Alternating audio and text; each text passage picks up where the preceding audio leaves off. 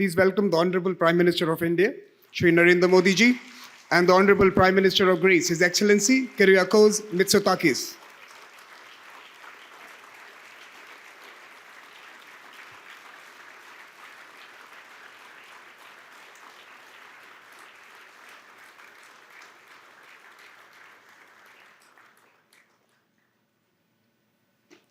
Honorable Prime Ministers, may I request you to take your seats. Honorable Prime Minister of India, Shri Narendra Modi ji, Honorable Prime Minister, His Excellency Kyriakos Mitsotakis, the External Affairs Minister of India, Dr. Jaishankar, Foreign Secretary of India, Ambassador Vinay Quatra, esteemed ministers, excellencies, friends and colleagues, a very, very warm welcome to this edition of the Raisina Dialogue. I would also like to extend a special welcome to the Raisina Young Fellows, the officer trainees of the Indian Foreign Service, the young diplomats of Bhutan, Nigeria India Youth Bridge participants, 18 international students for the Raisina IE University Global Students Challenge, and participants of the Raisina Quad Think Tank Forum. A hearty welcome to all of you. This year, we have over 3,000 attendees from more than 118 countries. Some of you are in this room, but I want to thank each one of you for giving us and India 3 days of your life. Before I present some opening reflections, I would like to use this opportunity to mark an important milestone. The Raisina Dialogue enters its 10th year.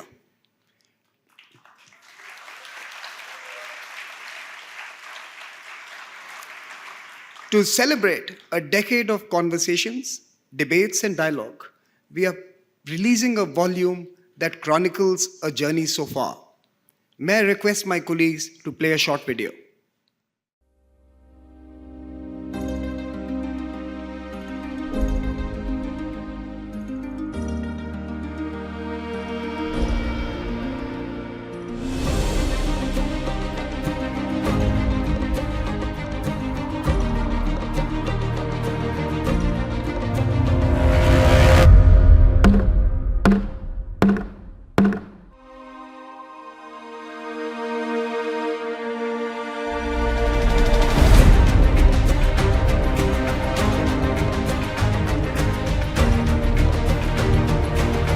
Our actions and aspirations, capacity and human capital, democracy and demography, and strength and success will continue to be an anchor for all-round regional and global progress.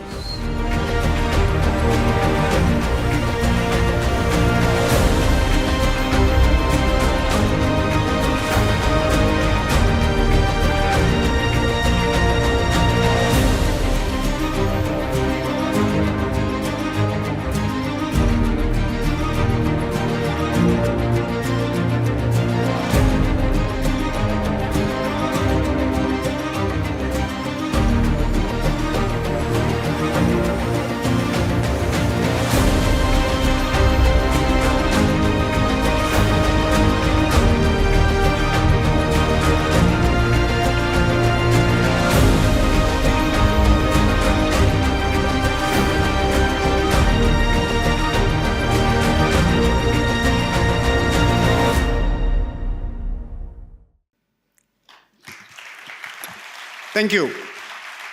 All of you will find a copy of this publication on your seats. And on page 21, you will find a foreword by the Honorable Chief Guest, Prime Minister Mitsotakis. Thank you, Prime Minister, for writing this foreword. It truly establishes your affection for India, your support for the dialogue, and your vision for connecting our people. 2024 is a historic year. Over 2 billion people are going to the polls. 64 countries are holding national elections. Half of humanity will decide its future. This year will go down as the single biggest election year in human history. Elections represent hope, optimism, and quest for a better future. They also engender anxiety about what is to come. In fact, it would be fair to say that as humanity, we find ourselves at an inflection point. The choices we make at this juncture will architect a new world. The decisions we make today will be the blueprint for our tomorrows. The theme of this year's dialogue, Chaturanga, touches on the power of four. Literally, meaning four limbs, Chaturanga touches on the strategies that were deployed in the past to maintain order. The elements of that strategy included infantry, cavalry, elephantry, and chariotry. In old times, when order was maintained through force, these were important. That was then, this is now. The world is more evolved, it's more complex, times have changed, means have changed, but the ends and motivations remain the same. Our theme, Chaturanga, conflict, contest, cooperate, create, engages this moment and the four trends most visible today. The word conflict captures our experience of the first 4 years of this rather long decade, from Afghanistan to Europe, from the Middle East to Africa, elsewhere and everywhere. We are living in a world at war. We are indeed in the age of unpeace. Contests also shape our world today. Pax Americana, that never came to be, and Pax Sinica, that never will be, continue to create tensions that need not be in the midst. And yet, despite these polarized times and divided moments, we believe cooperation is possible. The cooperation we witnessed in New Delhi demonstrated this. India's G20 presidency was ambitious and it carved a consensus that changed the ethic and ethos of G20. From a banker's G20, it became a people's G20. From the financial center, it became the development center. Thank you, Prime Minister Modi, for your leadership and stewardship, for providing the world with a template for building consensus, even as we build ambitions. And finally, I want to touch on the word creation. Creation abounds in new geographies, such as the one you are today present in. From digital public infrastructure to smart mobile-based financial systems, we are experiencing innovation that serves the next 7 billion people. In fact, innovations of the next 7 billion people are now reaching the others as well. Conflict, contest, cooperate, and create. These are 4 trends of our times. How do we navigate these as individuals, as communities, as countries, and as a collective? Being slightly poetic, let me just add, the old order has withered away. The new order is still in its infancy. But there is no better moment than now. We must realize that we are not being acted upon. We are the actors. Our stories are not being written for us. We are the authors. The time to despair is behind us, and this year we pose that vital question to all of us. What is the strategy of our times? What is the Chaturanga for this moment? This is the goal of this year's dialogue, to write a truly forward-looking script to ensure that the stories of tomorrow are not scripted by any single pen. And at this dialogue, we don't seek conformity, we confront reality. Be kind, be real, be purposeful. And once again, thank you so much for being here. With this, let me now invite the Chairman of the Observer Research Foundation, Mr. Sanjay Joshi, to reflect on the theme and introduce our very special inaugural speaker this evening, Mr. Sanjay Joshi.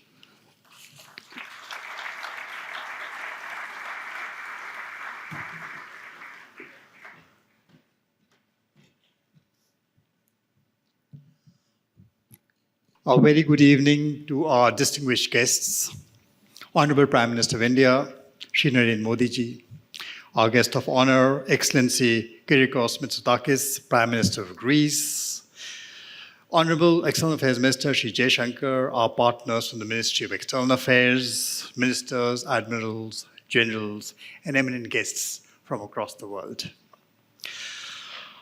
Speakers and delegates, the first quarter of the 21st century will probably go down in history as an interregnum, a period caught in the crosshairs of a transition, a time of questioning, of upheaval and discord. And in this churn, we find ourselves in a divided world, a world cleft in two hemispheres, each scared and haunted by the shadow of the other. Many today actually despair over the return of another dark age. The parallels are many. First, the Black Death came calling in 2020. The prosperous fenced themselves in. Now we see wars proliferate across the face of the globe, break out into conflicts, constrained by no rules or conventions. Nations struggle to guard borders, while others flee to escape the horrors of conflict. New instruments of war that cut off access to finance, food, energy, information are deployed at scale. Yet, these are not the dark ages. The digital age actually is not a dark age. It is no descent into darkness. If anything, it is a case of being blinded by too much light, being rendered sightless in the hypnotic glare of our sleepless screens day and night. Hypersaturated and hyperstimulated, our ability to discriminate between is completely confounded. We can't tell between what is true and what is fake. Disinformation today spreads faster, deeper, and far wider than the truth can run. And every tweet chips away the foundations of trust. And as the majority of the world's population approaches elections this year, a fear looms. Can democracies endure attacks from ideological opponents on the one hand, and algorithms designed to deceive on the other? And so the dilemma of our times, how do democracies surmount the temptation to copy the other? How do they prevent fear from transforming them to become the very enemy they seek to defeat? Because if they were to lose the sense of what is to be democracy, who would have won and who would have lost? So this was how Chaturanga came and became the central idea for Raisina 2024. That board game of war, of moves and counter moves spreading across all domains. One version about the origin of Chaturanga claims that the game was devised by Queen Mandodari, the consort wife of the demon king Ravana. Now, this pious and God-fearing woman hoped that this game would distract her war-mongering lord away from real conflict by immersing him in a virtual board game.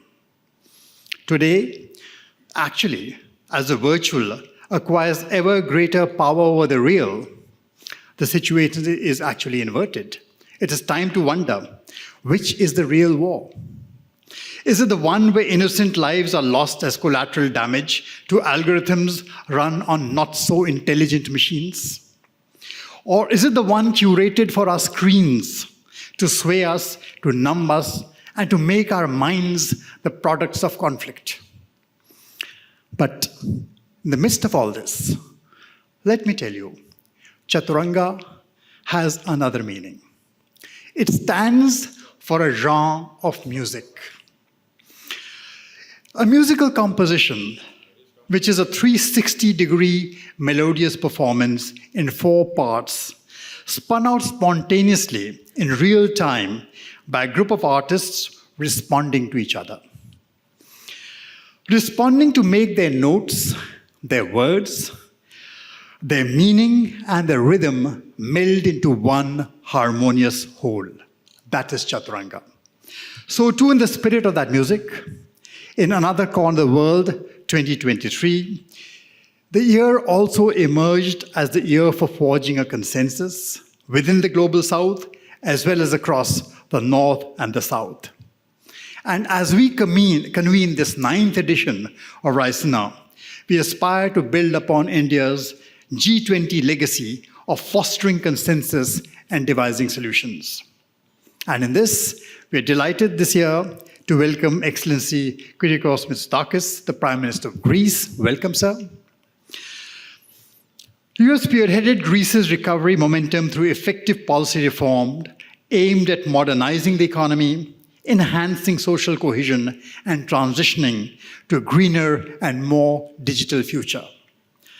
Your presence at this forum symbolizes the deep linkages between the people of our two nations, a relationship that has existed since times immemorial between a land proud of its democratic heritage and a land renowned for its pluralistic traditions. We look to Greece not only as a centuries-old friend, but also as a partner, with the collective aim of returning us from the Chaturanga of war to the Chaturanga of concord in order to revitalize a broken global community. Excellency, the floor is yours.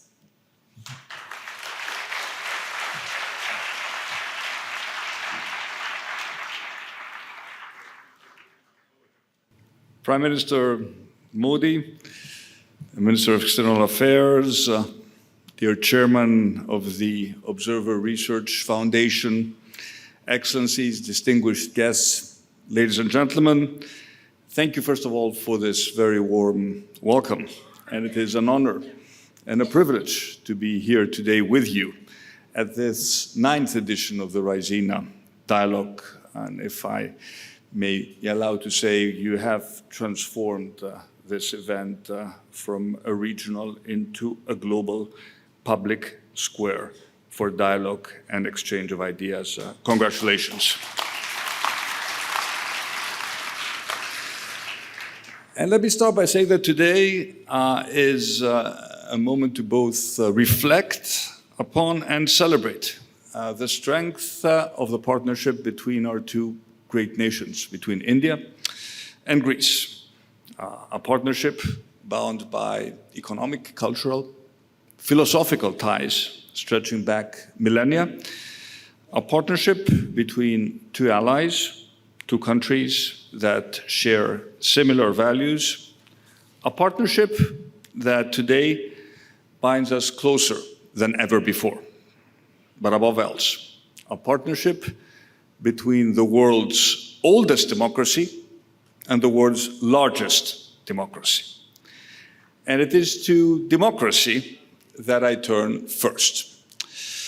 Ladies and gentlemen, as was pointed out in the introduction by the chairman, 2024 is a year of striking geopolitical importance.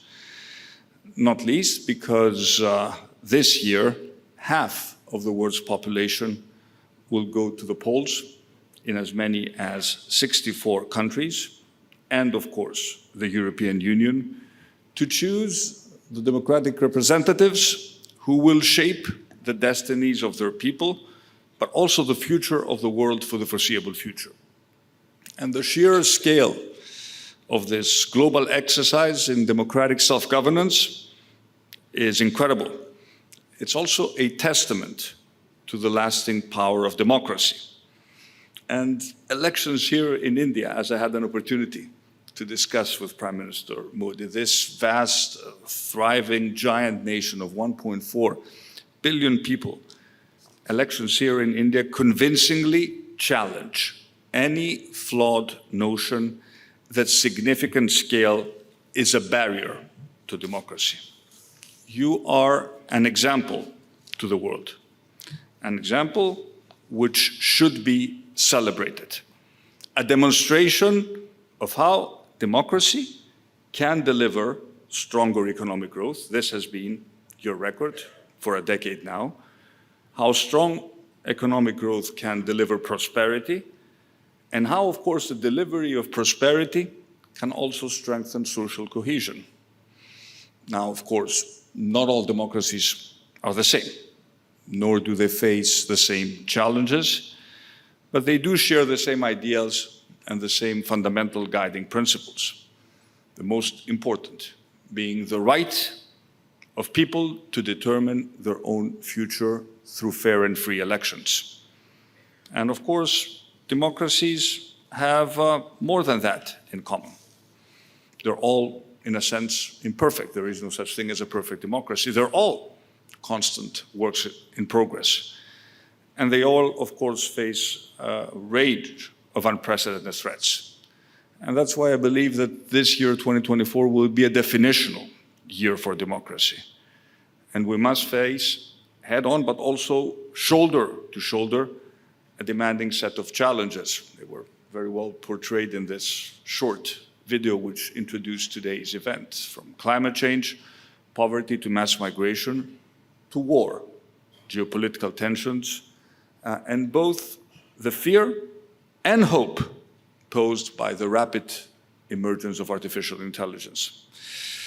All of which helps to explain why, when back in August, Prime Minister Modi was kind enough to suggest that I visit India and give this keynote address, I did not hesitate. In a year as important as this one, the themes at the heart of this dialogue around regulation, innovation, multilateralism, peace and security, prosperity, the issue of defense of democracy, I will come back to this issue in a bit, matter more than ever. Ladies and gentlemen, today India is a great power on the world stage, an important ally in the pursuit of peace and security, a rising force at the heart of the G20, and a leading player in the fight against climate change. India's status is reflected in the strategic relations that the European Union enjoys with India. President Ursula von der Leyen was at this stage 2 years ago at the Raisina Dialogue, and she said, for the European Union, strengthening and energizing the partnership with India is a priority in this upcoming debate. I would dare Prime Minister Modi to go further. Strengthening our partnership with India, and I'm speaking about Europe, should be a cornerstone of Europe's foreign policy. And this is certainly true for my country.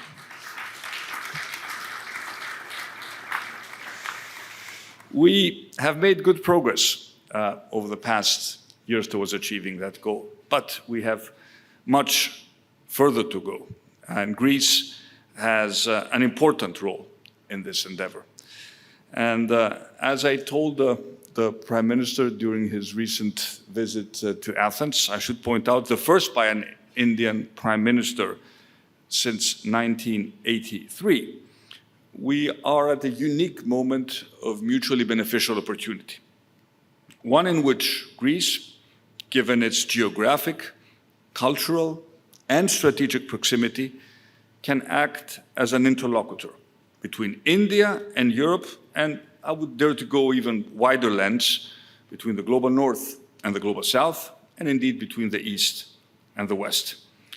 Since ancient times, Greece's position at a physical and cultural crossroads means that it has always been a corridor for exchange in goods, in knowledge, and in wisdom. Today, Greece has excellent relations with all countries in the Middle East, the Gulf countries, and is uniquely placed as a connector between the Mediterranean Sea and the Indo-Pacific. It presents so much opportunity for both our countries. We are already a well-established logistics center, an international gateway, but we want to increase connectivity and promote trade still further. Piraeus is one of the busiest ports in Europe. More of our ports are in the process of being privatized. Greek shipowners, something which is absolutely critical also for India, control the largest merchant marine fleet in the world. And beyond the flow of goods, we are pursuing new corridors for data and energy. And the emergence of groundbreaking projects like IMEC, the India, Middle East, Europe corridor, hold great promise to supercharge connectivity between India, the growth economies of the Middle East, and Europe. One has just to look at the map to realize that Greece is sitting right in the center of this new corridor. And to our friends in India, I say, we are your natural doorstep to Europe and beyond. And the war in Gaza and the turmoil in the Middle East is undoubtedly destabilizing, but it does not undermine the profound, the powerful logic behind IMEC, nor should it weaken our resolve to work tirelessly towards materializing it. Instead, I would argue it gives us even more reasons to promote peace, given that IMEC at its heart is also a peace project, which can bring about stability and prosperity for all participating countries. Countries which are at war don't trade with each other. The Indo-Pacific region is a major focus for the European Union's global policy. And earlier this month in Brussels, at the third EU Indo-Pacific Ministerial Forum, we took a series of measures aimed at intensifying the partnership between the European Union and the countries of the Indo-Pacific. Our two regions are increasingly connected because we face the same challenges, but we also share the same interests, promoting peace, prosperity, stability, and of course, climate and environmental resilience. Dear Prime Minister, dear friends, recognizing the strategic importance of the role India plays in this evolving new order is fundamental. And the relationship between India and Greece, as we had an opportunity to reconfirm in our very fruitful bilateral discussions today, is one based on respect, on friendship, on values, but also on the mutual will to see our people progress and prosper. And while obviously not all challenges are the same, the way we meet these challenges often is.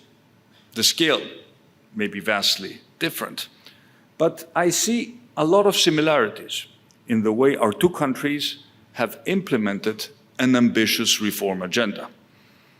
Both India and Greece have pursued sustainable growth and prosperity through innovation and bold changes. We have both encouraged and embraced the digital revolution.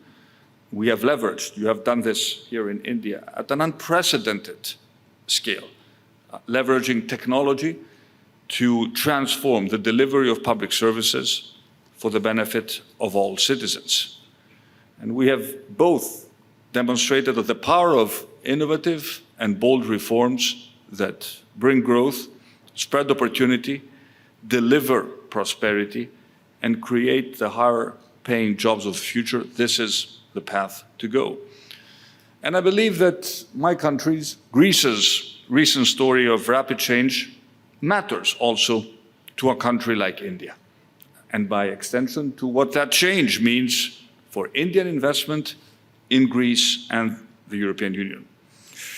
The country I was called upon to govern when first elected to office in 2019 was seen by many analysts at the time as the sick man of Europe.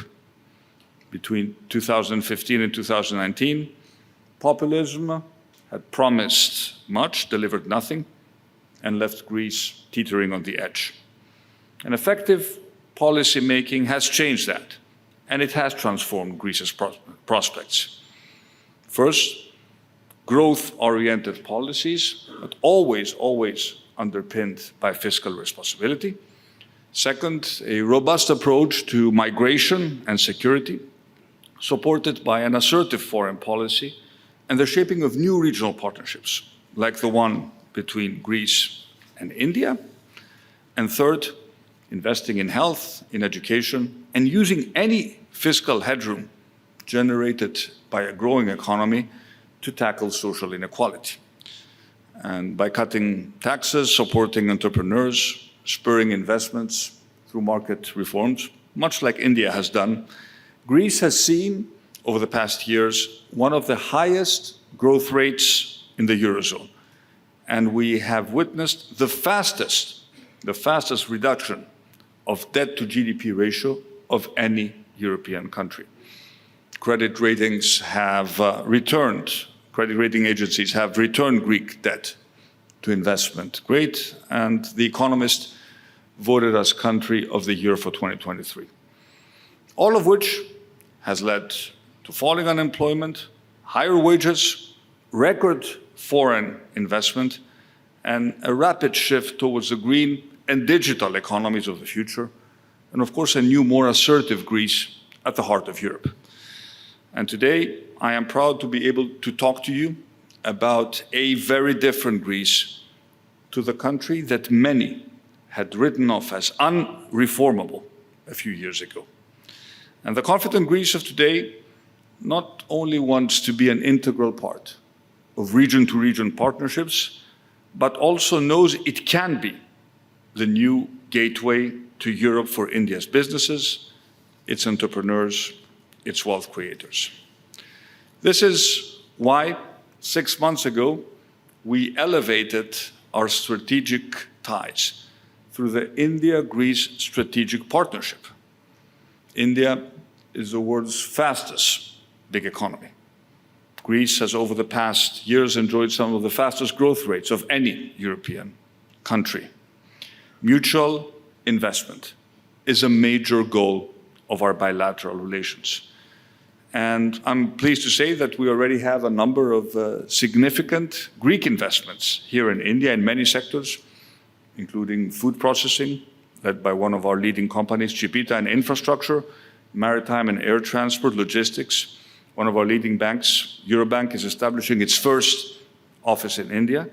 But India is already investing heavily in Greece's infrastructure, including the construction of the new airport by GMR on my home island of Crete. Indian-owned Swiss Group has invested in a number of Greek agri-food businesses, and Accord, a European subsidiary of Intas Pharmaceuticals, has recently invested in a factory close to Athens. The volume of our bilateral trade is on an upward trend, but we have agreed with Prime Minister Modi that we need to do much more, and we need to set a target to double it by 2030. It has great potential for future growth. In tourism, we have only scrapped the surface of what we can do together as a new emerging Indian middle class will start to travel and discover the world. What better natural destination than Greece, given the cultural affinities between our two people?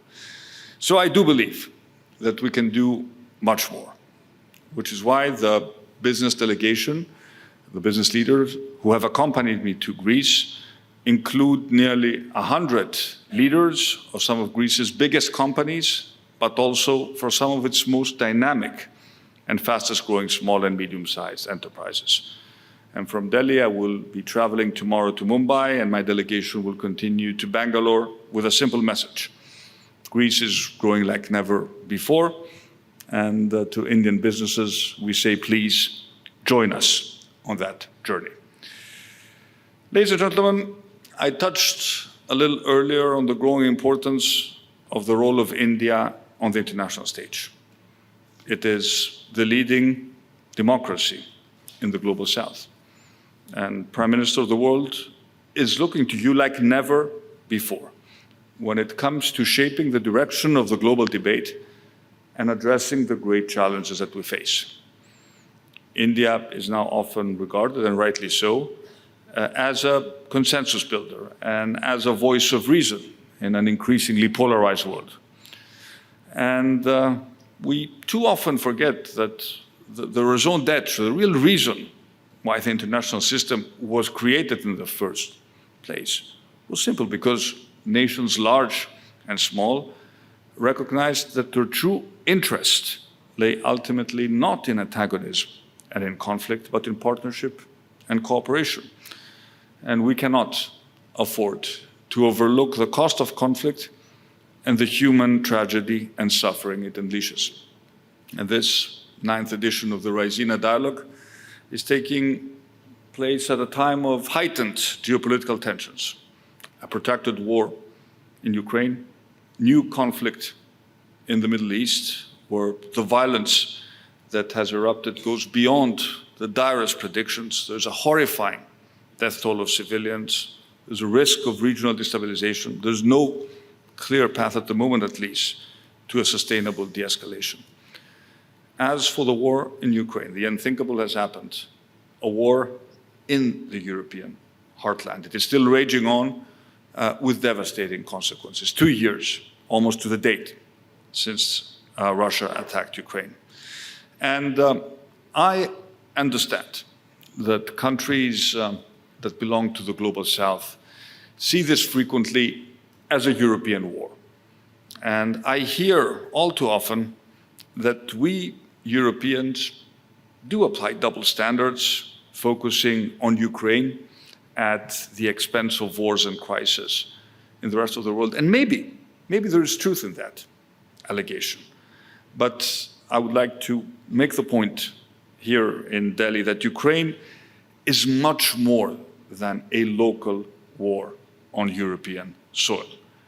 It is a brutal challenge to international stability and the international rules-based order that India has supported and has every interest in maintaining. And I think we all have a responsibility to use the power we have on the international stage.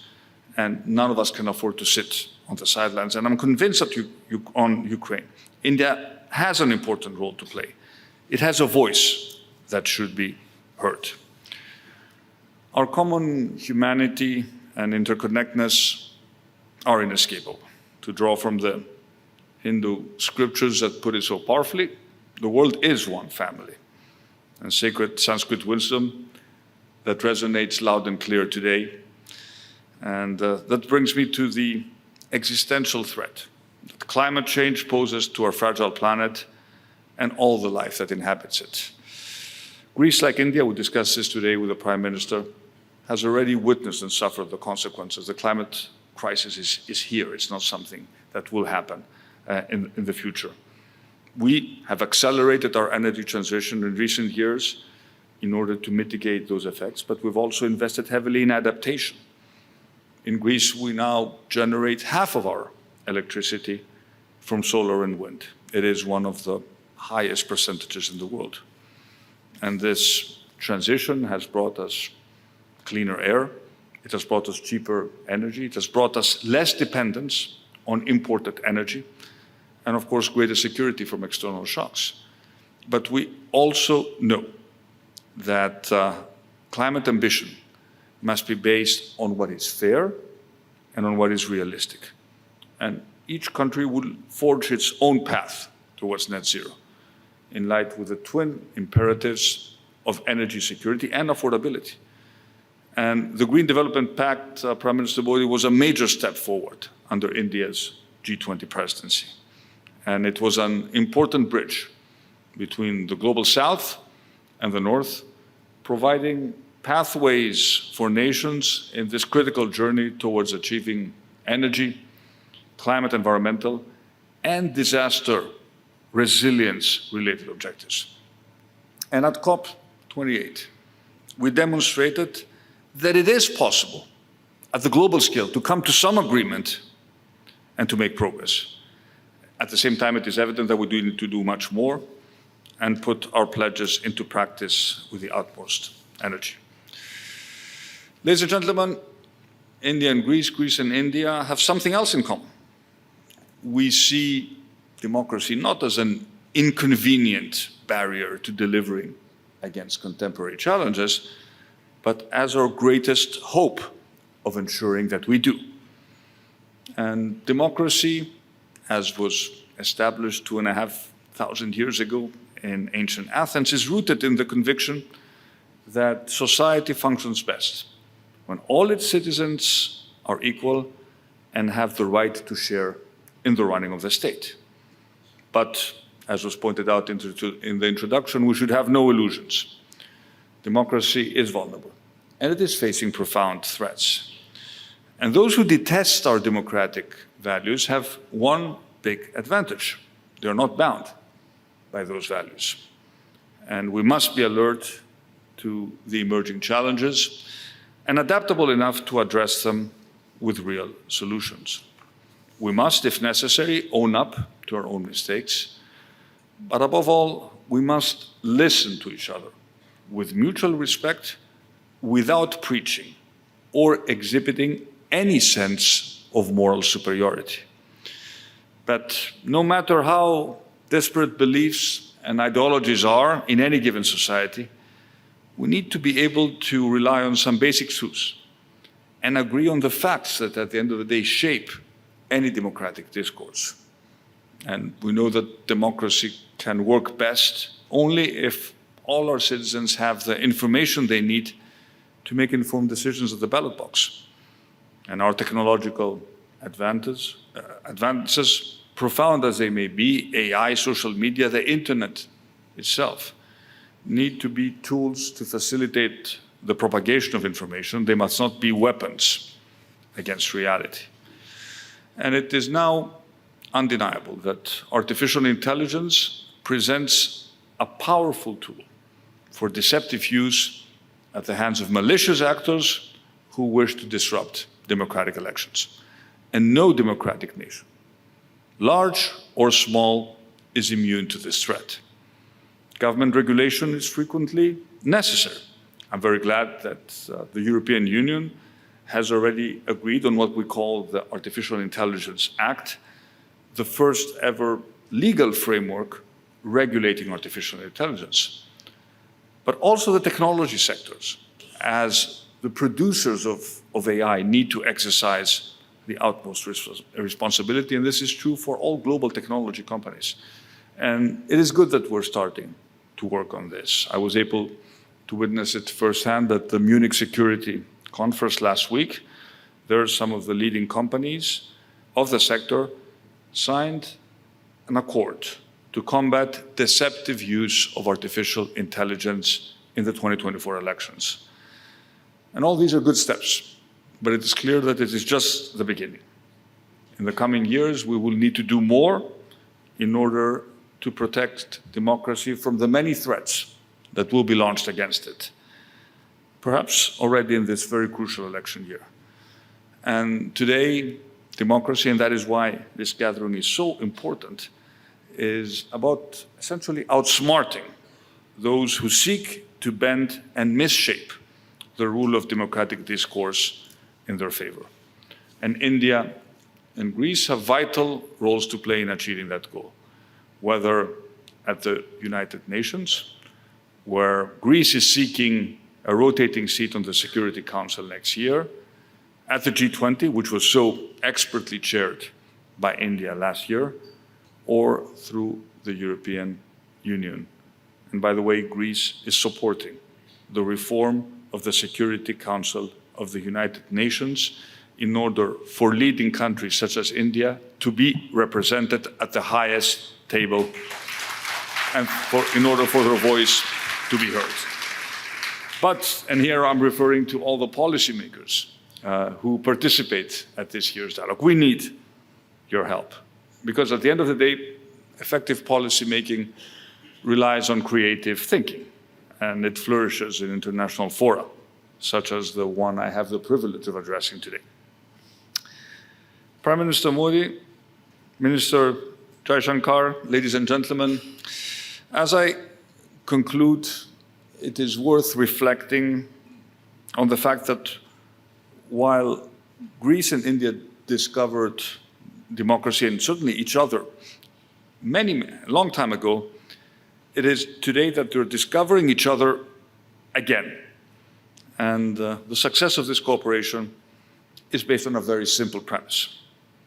We both believe in the virtues of discussion and debate. After all, ancient civilizations encouraged this debate and this cross-fertilization of ideas. And there's a lot. We talk a lot about artificial intelligence, but there's also a lot to be learned by the ancestral intelligence which is hidden in our ancient civilizations.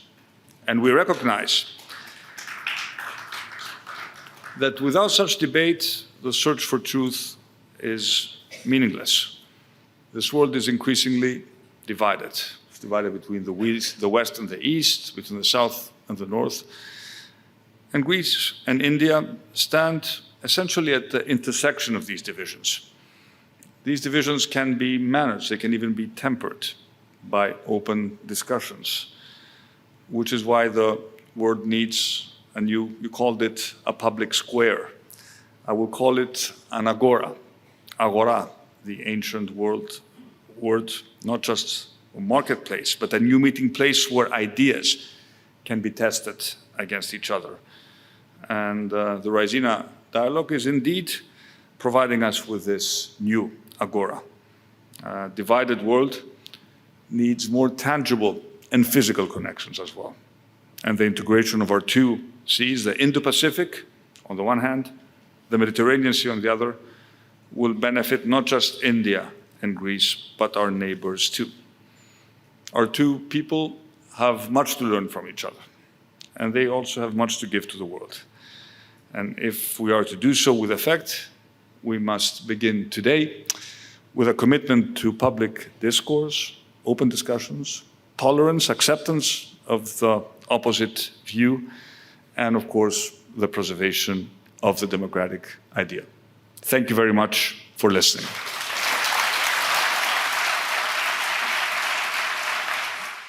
Thank you, Honorable Prime Minister, for that wonderful address. I take back at least two words with me: ancestral intelligence. I think that's something we should all be focusing on. I think there's a merit to that. But I also saw a hint of an invitation for a Raisina Agora on the Mediterranean in Greece. And I take you up on that invitation. But let me now invite the Honorable Foreign Minister of India, Dr. S. Jaishankar, to propose a vote of thanks.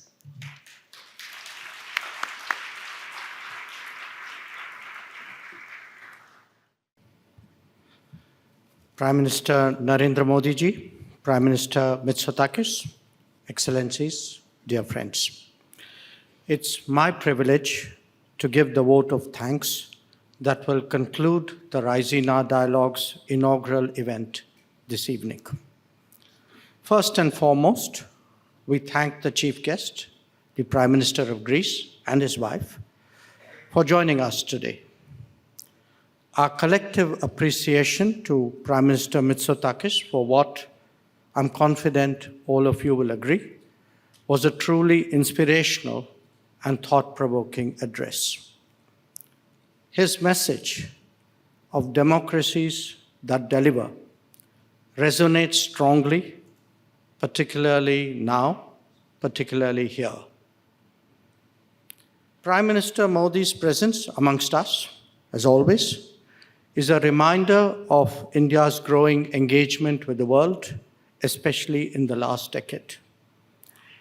He has shown us why it is as important to listen and reflect as it is to articulate and express.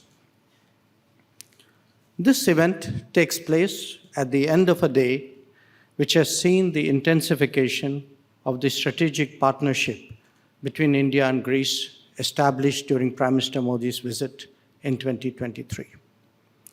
As two civilizational states, our countries have a particular responsibility to contribute to the evolution of the contemporary global order. We both, naturally, tend to take a long view of challenges and a considered one of opportunities.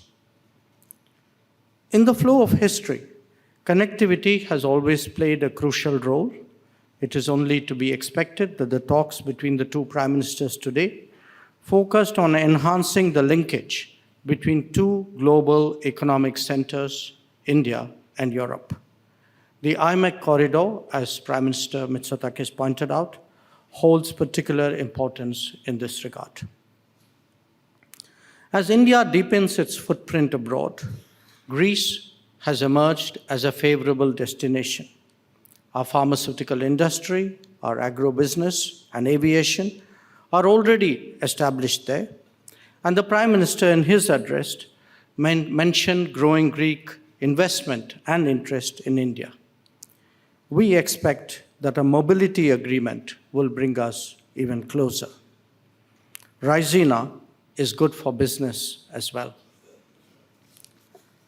Ladies and gentlemen, India's growing interest in the Mediterranean region is an important facet of our steady rise. the India-Greece partnership can surely serve as an anchor. Raisina Dialogue, as a made-in-India version of a global public square, has become what it is due to all of you. I thank you all for that. Please keep coming. Please keep talking. Please keep contributing. To Team Raisina and Team MEA, a special word of acknowledgement and encouragement. You have made all this possible. Please remain ambitious and keep challenging yourself even as you challenge others. Finally, let me recognize the Raisina Chronicles as we near the first decade. It captures what we have achieved, but more importantly, indicates the promise ahead. Once again, thank you all, and a very good evening.